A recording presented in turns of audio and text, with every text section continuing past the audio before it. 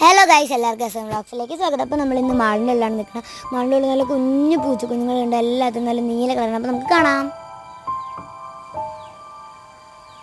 Guys ദേ അവിടെയാണ് കേട്ടോ, അങ്ങ് അറ്റത്തെ. അങ്ങോട്ട് പോകാം. എനിക്ക് എടുക്കാൻ പേടിയാണുണ്ട്. ശ്രാന്താണ് എടുക്കണേ. കണ്ടില്ലേ, നല്ല രസമാണ് ഗൈസ് ഇതുങ്ങളെ കാണാൻ. നല്ല ക്യൂട്ടാണ്.